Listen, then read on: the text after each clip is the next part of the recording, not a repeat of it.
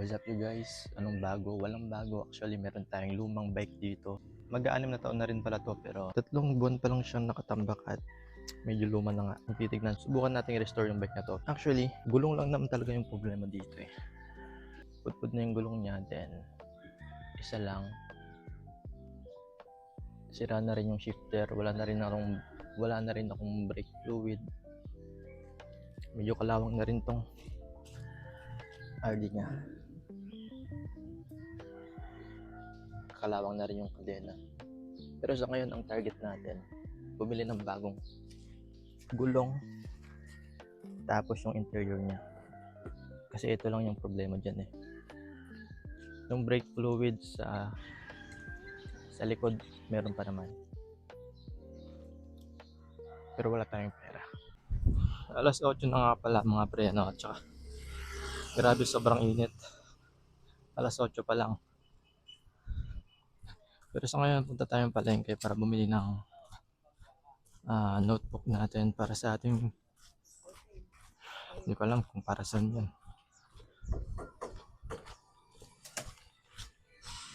Bili na rin tayo pambunot kasi nga mahaba na yung balbas ko at ayokong mahihitin to. Gusto kong mabunot. So ang main agenda natin today ay gagawa tayo ng pera. Papabayad tayo kasi nga alas 9 yung pasok ko, tatrabaho tayo. Dito na lang kayo mamaya mga tol. So nandito pala tayo sa pwesto mga pre at initin na lang natin yung garong. Wala pa si Bossing eh. Nakabili na rin pala ako ng notebook mga pre at naalala ko na kung bakit tayo bumili ng notebook.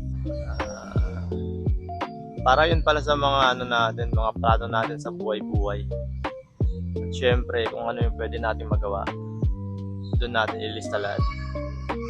Grabe, sobrang hirap pala mag-vlog dito sa public, no? Pagtitinginan ka ng mga tao, tas bigla na lang silang tatawa ng hindi ko alam kung anong dahilan, pero sinong may pake?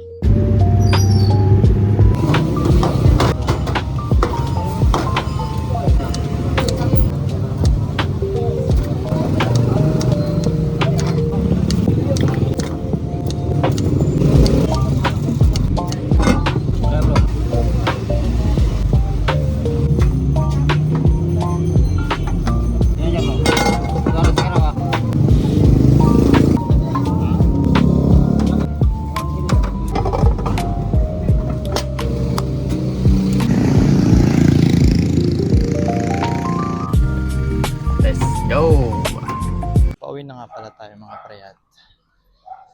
Medyo ginabi tayo. Alas 8 na lang. Mag-alas 9 na nga pala.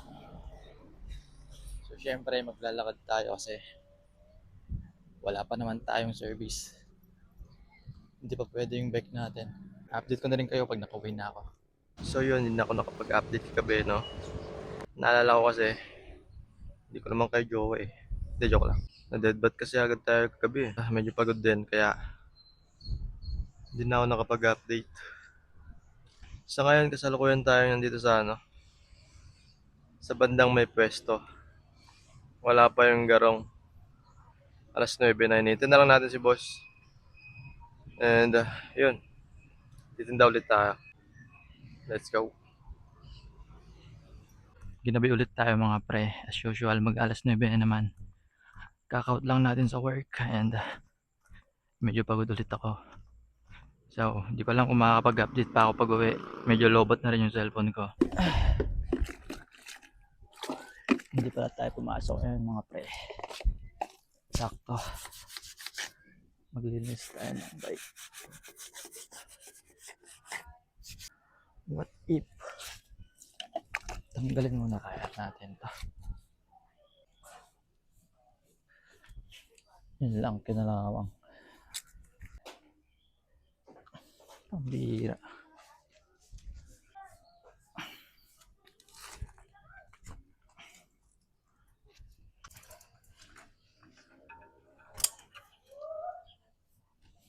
Nag-take tayo ng leave dahil kailangan natin nilinisin to bago dumating yung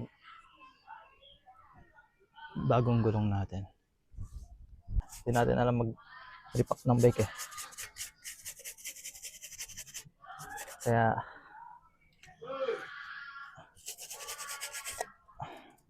tamang brush muna.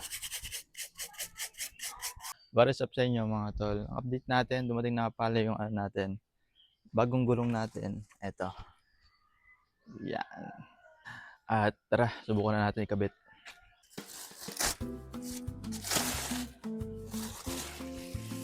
Tama ba? 27.5. Yes!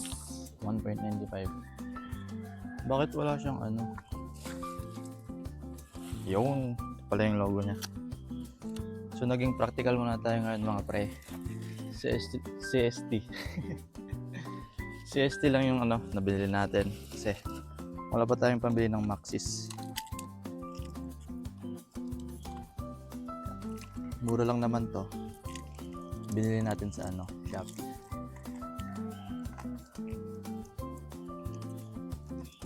Tapos pay later pa.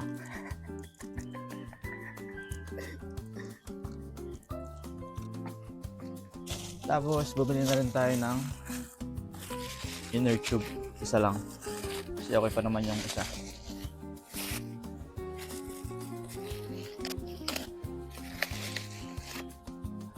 Tosik. Kaso wala tayong pambomba. Wait lang. Wala tayo dito sa kabila. Hiram tayo ng pambomba.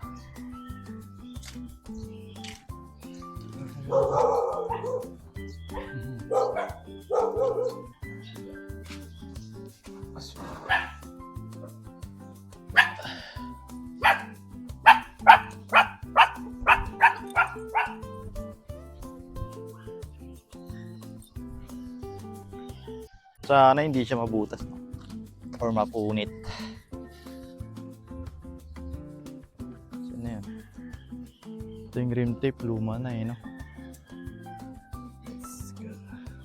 Pag mali kasi yung ano, pagkabit ng inner tube, pwede siyang pumutok. Kaya dapat maingat tayo.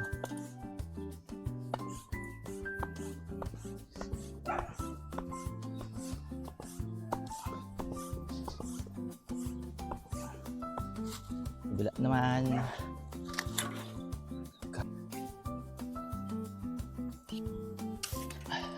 Kulang sa akin. Kulang sa akin.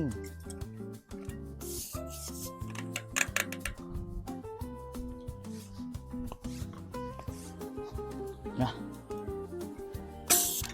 Sabit natin. Pagod yun. At ayun, nakabit na natin mga boss. Ito nga pala yung ano natin. Lumang gulong. Ispud-pud na. Tsaka ito pala. Naging issue niya ito. Punit yung ano niya. Walang kung kita. Pero napunit yung sa may pito niya. Yan. Pabayaan natin ano. Hindi na bombahan kaya nagkaganyan. Pero ito na, pwede natin gamitin to. Yan. So what's up sa inyo mga pre? Kasalukuyan tayo, naglalakad ulit ngayon. Kasi hindi pa pala natin magamit yung bike. Hindi pa natin natuno. Late na ako. Kaya hindi ko na naharap. Actually hindi ko alam no kung hindi ba siya nakatono or hindi na pwede yung kadena natin. Kasi sobrang kalawang na siya. Tumatalon. Tingnan natin mamaya kung paano natin maayos yun. So what's up sa inyo mga pre, no? Nasa kabilang bahay tayo ngayon and yung update sa ating bike medyo matatagalan pa ata bago natin magamit yun kasi yung kadena naman yung problema. Sobrang tigas na kaya tumatalon yung kadena pag pinapadjak. So update ko na lang kayo kung kailan tayo magkakaroon ng bagong kadena. Tiis-tiis muna tayo sa paglalakad mga pre. Pero ngayon Saturday wala tayong trabaho. Bukas Sunday wala rin kasi may pupuntahan tayo. Update ko na lang kayo sa Monday mga pre. So what's up sa inyo mga pre? Nasa kabilang bayo ulit tayo ngayon dahil may pupuntahan tayo and update sa bike natin. Hindi pa natin pwedeng magamit talaga yon kasi sobrang delikado. Kailangan talaga nating palitan yung kadena. Grabe, sobrang dami pang pwedeng palitan doon. Pero unahin natin yung kadena. Susunod natin yung brake, tsaka mag-upgrade na rin tayo ng crankset. Hindi ko lang alam kung hanggang kailan natin pwedeng gamitin yon, pero sure ako mapapagastos tayo ng malaki doon at yun naman yung point.